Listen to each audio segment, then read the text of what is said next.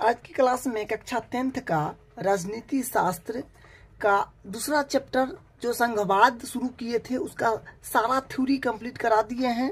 Point by point करा, जितना point था उसका प्रत्येक टॉपिक वो सब करा दिए हैं। आज हम इसका ऑब्जेक्टिव क्वेश्चन करा दे रहे हैं जो काफ़ी आसान होने वाला है और ये NCERT बुक का है। ठीक है, तो देखिए क्वेश्चन नंबर 6, क्वेश्चन 6 से लेकर 12 तक करा दे रहे हैं और 1 से 5 तक का क्वेश्चन अगले क्लास में करा देंगे क्योंकि ये थ्योरी वाला क्वेश्चन है। ठीक है, तो क्वेश्चन नंबर 6 देखिए, रिक्त स्थानों को भरें। क्या करा है कि चूंकि अमेरिका डैश तरह का संघ है इसलिए वहां सभी इकाइयों को समान अधिकार है। संघीय सरकार के मुकाबले प्रांत डैश है लेकिन भारत की संघीय प्रणाली डैश की है और वहां कुछ राज्यों को औरों से ज्यादा शक्तियां प्राप्त है। तो देखिए हम आपको थ्योरी में बताए थे कि चूंकि अमेरिका डैश तरह का संघ है तो 7 आकर संघ है, तो अमेरिका जो है 7 आकर संघ है तो डैश में 7 आकर भरेगा। उसके बाद बोला है इसलिए वहां सभी इकाइयों को समान अधिकार है। संघीय सरकार के मुकाबले प्रांत डैश है, तो प्रांत जो है वहां पर ज्यादा शक्तिशाली है, तो यहाँ पर ज्यादा शक्तिशाली भराएगा जो यहाँ पर भरा हुआ है। लेकिन भारत की संघीय प्रणाली डैश की है, तो देखिए भारत की जो संघीय प्रणाली है वो साथ लेकर की है। ठीक है, तो ये वाला डॉट में 7 आकर भरिएगा और ये वाला डॉट में ज्यादा शक्तिशाली भरिएगा और ये वाला डॉट में साथ लेकर भरिएगा। ठीक है, तो ये क्वेश्चन 6 का आंसर है। अब क्वेश्चन 7 को देखिए, भारत की भाषा नीति पर नीचे 3 प्रतिक्रियाएं दी गई है, इनमें से आप जिसे ठीक समझते हैं उनके पक्ष में तर्क और उदाहरण दे। तो देखिए यहाँ पर है, संगीता प्रमुख भाषाओं को समाहित करने की नीति ने राष्ट्रीय एकता को मजबूत किया। तो ये जो ये चैप्टर 1 का बात है। ठीक है, और यहाँ पर अरमान भाषा के आधार पर राज्यों के गठन ने हमें बांट दिया। हम किसी कारण अपनी भाषा के प्रति सचेत हो गए हैं। नहीं कि ये एकता है। ठीक है, हरीश बोल रहा है, हरीश इस नीति ने अन्य भाषाओं के ऊपर अंग्रेजी के प्रभुत्व को मजबूत करने भर का काम किया है।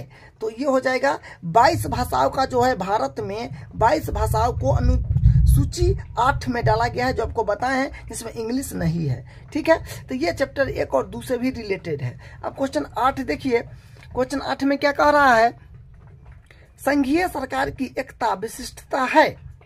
तो संघीय सरकार की एकता विशिष्टता है कि नहीं वो हम लोग इसमें सही या गलत कर लेंगे, सत्य असत्य के हिसाब से। ठीक है, तो क में देखिए, राष्ट्रीय सरकार अपने कुछ अधिकार प्रांतीय सरकार को देती है। हाँ, ये सही बात है, जब आपको बताए थे कि राष्ट्रीय सरकार अपने कुछ अधिकार प्रांतीय सरकारों को देती है तो ये सही हो जाएगा।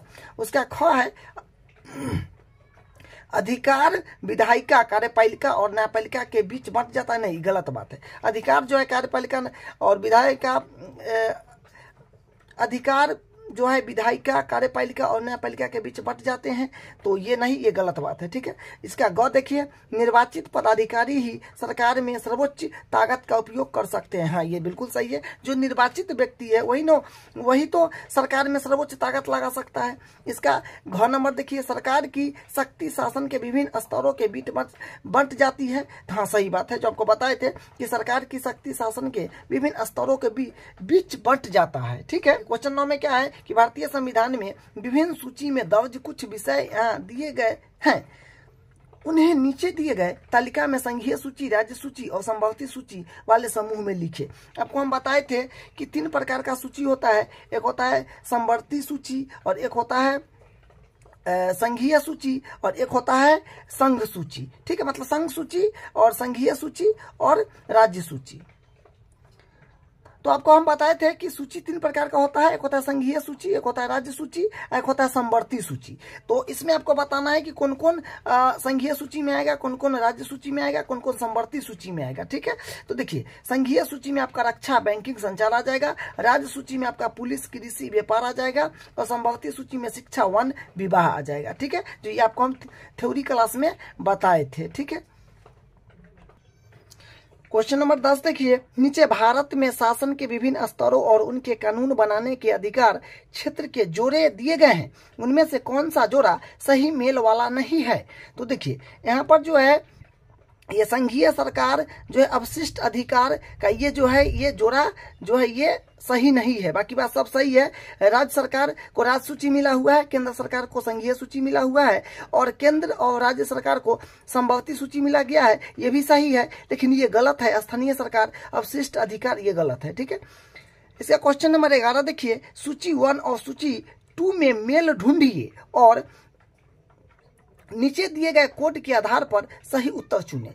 क्या है कि आपको सूची 1 और सूची 2 में मेल को ढूंढना है और कोड के आधार पर सही उत्तर चुनना है। जैसे एक में भारतीय संघ, तो भारतीय संघ में हो जाएगा आपका प्रधानमंत्री, राज्य में हो जाएगा आपका राज्यपाल और नगर निगम में हो जाएगा आपका मेयर और ग्राम पंचायत में होता है सरपंच। ठीक है, तो क्या देखें कि भारतीय संघ में हो जाता है प्रधानमंत्री और राज्य में होता है राज्यपाल और नगर निगम में होता है मेयर। ठीक है, नगर निगम में मेयर होता है और ग्राम पंचायत में सरपंच होता है। ठीक है, ग्राम पंचायत में सरपंच होता है। इसका जो कोड बोला गया है कोड चुनने के लिए, तो कोड ये हो जाएगा। ठीक है, अ स द ब, मतलब किसका किससे मेल हुआ है वो सही इसमें किस नंबर पर है, तो ये गा हो जाएगा, अ स द ब, गा हो जाएगा इसका कोडिंग। ठीक है, अब इसका 12 क्वेश्चन देखिए। क्वेश्चन 12 देखिए, इन बयानों पर गौर करें। 12 में है कि इन बयानों पर गौर करें। देखिए, अ में संघीय व्यवस्था में संघ और प्रांतीय सरकारों के अधिकार स्पष्ट रूप से तय होते हैं। हाँ, तो ये सही बात है। दूसरा, भारत एक संघ है क्योंकि केंद्र और राज्य सरकार के अधिकार संविधान में स्पष्ट रूप से दर्ज है और अपने अपने विषय पर उनका स्पष्ट अधिकार है, ये सही बात है। स है, श्रीलंका में संघीय व्यवस्था है क्योंकि उसे प्रांतों में बांट दिया गया है, ये गलत बात है। ये द में देखिए, भारत में संघीय व्यवस्था नहीं है रही क्योंकि राज्यों के कुछ अधिकार स्थानीय शासन की इकाई में बांट दिए गए हैं, ये गलत बात है। ऊपर दिए गए बयानों में कौन सी सही है, तो देखिए गा जो है सही है, अ और द, अ और ब। ठीक है, अ और ब सही है। देखिए अ नंबर और ब नंबर ही सही था, तो ये गा कोडिंग इसका सही हो जाएगा। ठीक है, अब अगले क्लास में इसका 1 से 5 तक का क्वेश्चन करा देंगे। ठीक है।